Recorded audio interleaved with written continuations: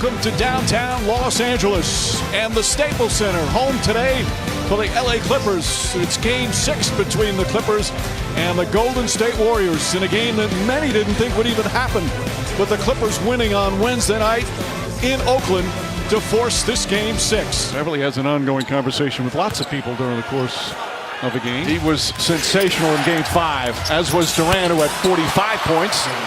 And quickly knocks down his first shot. Here comes Shamet.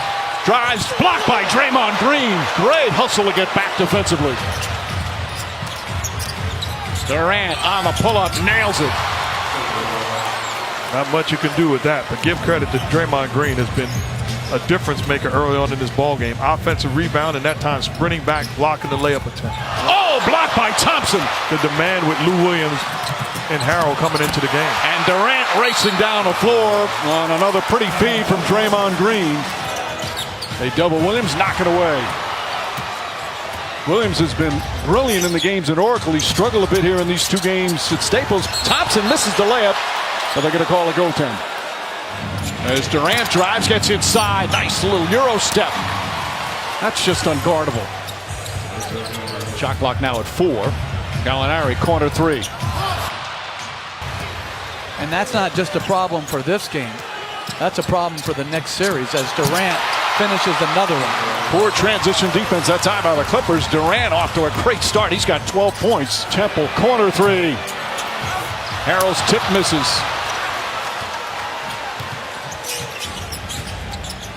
Durant on the pull-up. That's good. Kevin Durant, 15 points already here in the first quarter. And Golden State with a 6-point advantage. It's a 16-point turnaround. Durant turns, fires, count it, and 1. Kevin Durant with a hand at his face and a chance for a 3-point play. Clock winding down, turn. Temple tries to contest the old Shane Battier in the face. Hits him down low. Durant doesn't see it. I don't know about you, but if I'm Doc Rivers, I'm not allowing Kevin Durant to play one-on-one the rest of the way. Temple trying to stay with him. Durant, again, same spot, pull up, same result. You got to send a double team. Get the ball out of his hands. Aaron Temple's doing his job. This is stellar defense. But give me great offense over great defense any day of the week. Kevin Durant getting in his spot, elevating and eliminating the contest. Thompson comes up with a steal, knocks it away from Jermichael Green, drives inside. And Draymond Green finds Durant. Durant straight on 3. It's good. Kevin Durant, 28 points already, and there's still 7.5 to go here in the second. Durant finds some room. Puts it in. Kevin Durant, 31 points.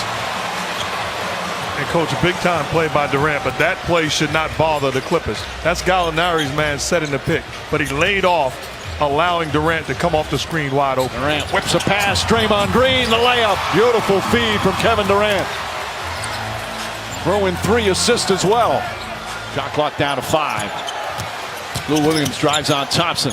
Off balance, rolls in and out. Durant the rebound. Good opportunity for Durant to go 2 for 1. Try to get a quick shot up. Durant does, 3-pointer. Bang! Kevin Durant's got 36, and the lead balloons to 19. Durant knocks down the 3. 41 for Durant. Second straight game, he's at 40+. There's the double on Durant. Back to Draymond Green. Durant catches, fires, 3-pointer, puts it in. Kevin Durant with 44.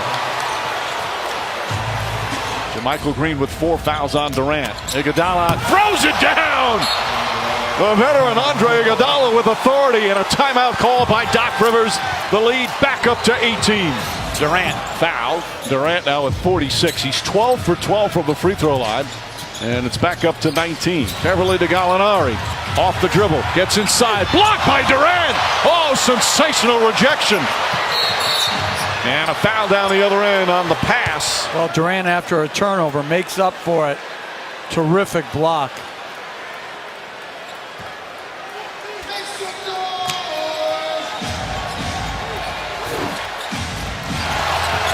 Durant, count it, and the foul. Beverly hit him, and Durant with a chance for a 3-point play. 50 in 37 minutes.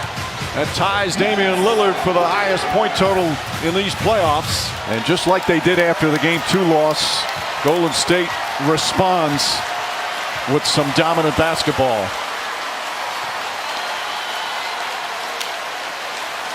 And the respect from the coaches, from the players, as the Golden State Warriors win in 6 games and now advance to the Western Conference semifinals, where they'll play the Rockets on Sunday afternoon in Game 1 in Oakland. How you doing, KD? I'm right here. How you doing? TBJF Hoops and Brews. Was this the best game offensively you've ever had? I don't know. I scored 50 points, but I missed some good shots tonight. I feel like I could have made a few more. But I mean, I felt great. You know, it was a fun game for sure. Hey, Kevin Durant, Cameron Buford, LA News Observer. I got a question totally irrelevant to this series. The Seattle on the 13th of May is having a meeting to try to bring back the Sonics.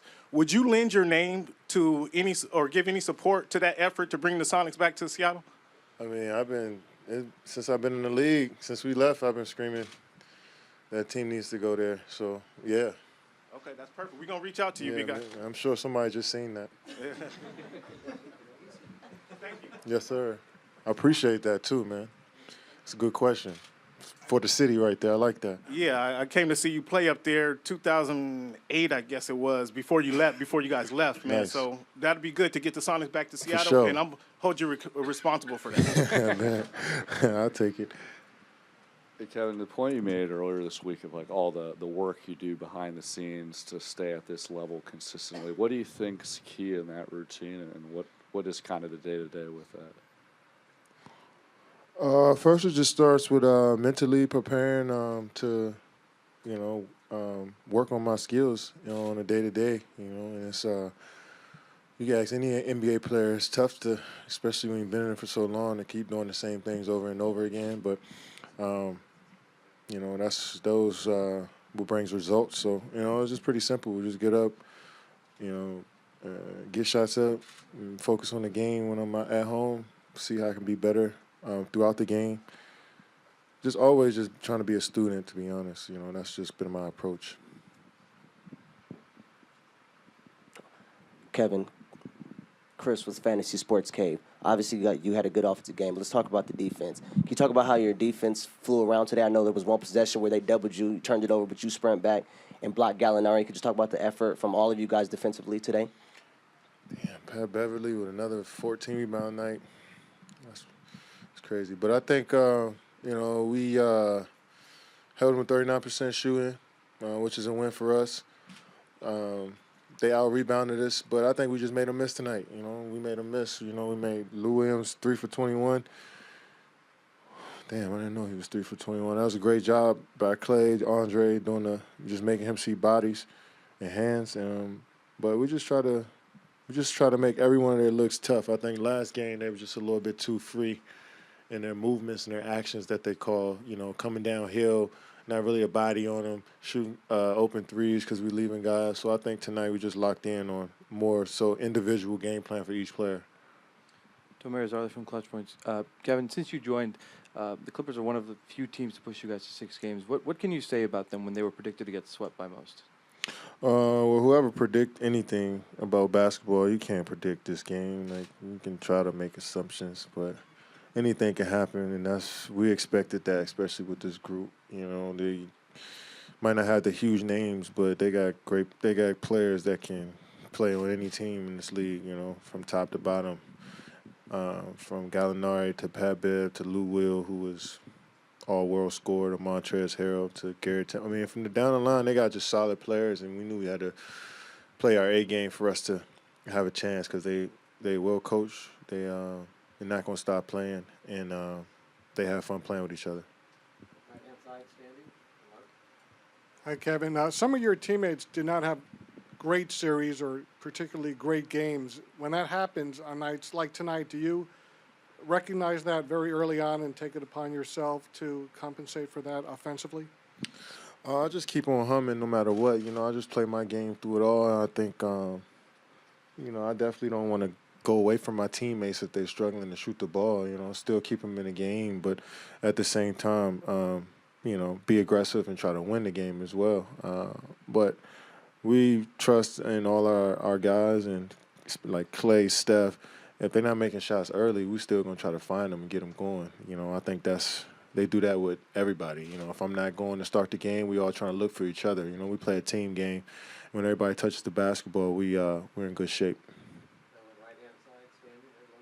Logan Murdoch, NBC Sports Bay Area. Kevin, you guys only have 1 day until your next game against the Houston Rockets. How do you recalibrate for a team that as well rested as they are and are ready for you guys? Well, in the NBA, we pretty used to this schedule where we play a game, then a day off, then another game. We pretty much do that all year. So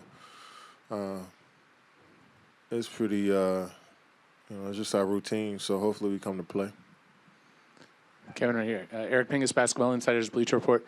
You sort of touched on this a moment ago, but this team has some high power scoring, obviously, some of your teammates.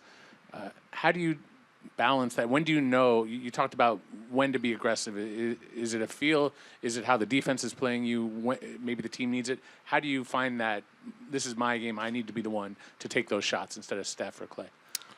I just never know until the game starts. It's just a flow. I just can't really explain it. If the game is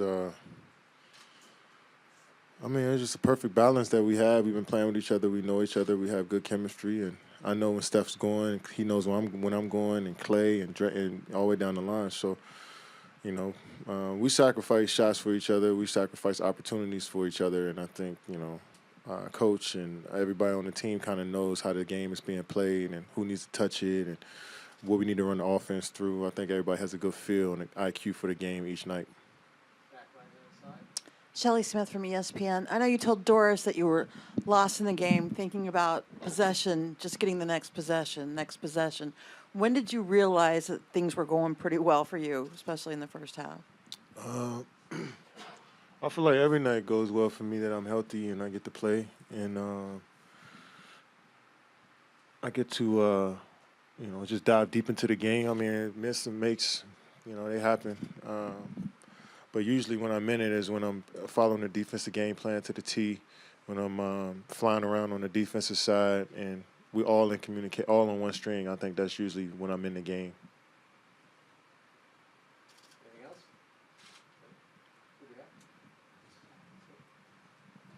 Farboat Clips Nation. So Coach Kerr mentioned that the Clippers brought the best out of this Warriors team. Can you mention what they brought out of you? Well, the physical defense was one of those things. They got multiple guys that don't give up on plays. Especially with the movement that we have and the shooters, the guys that run around the three-point line, they didn't really give up too many easy shots, and it starts there with them. I've seen them all season. They play everybody tough. They get into everybody. They pick up full court. They into your hip on pin downs. They going over the game plan, they adjusting throughout the game. I think they're just well coached. They play extremely hard, and they put together a good group of guys that can, do multiple things. Lou coming off the bench never really complained about minutes or anything. He just knows he's going to play and play his game. So he's the guy that's kind of the head of the snake, and Montrezl Harrell as well. So those two guys had phenomenal seasons, and definitely became more. I was always a huge Lou Williams fan, but even more of a Lou Williams fan after this series, and Montrezl Harrell and the whole team. But those two guys really stood out to me. Two more, Mark right there. Kevin, you know in James Harden's games over the years, what does it take as a team to minimize the fouls and getting to the free throw line, and what things does he do to make that difficult? I think even more important than the free throws, just that's not his whole game. He can do everything. He can. If you're not focused, he can drive past you, hit you with the shoulder because he's strong, finish either hand. He's shooting floaters now. Obviously, the step-back three-pointer is one of his staples, but I never really believed he was just a free throw guy. He can score in a variety of ways. So we have to be locked in from the beginning. You can't fully stop a guy like that. You just got to be ready to play him tough all game. Hey, Giddy, Josh with SB Nation. When you're going into the playoffs, would you prefer playing a series where, it's a 4-0 sweep, a little bit easier for you, or would you rather have a series like this where you were tested and you guys were battling?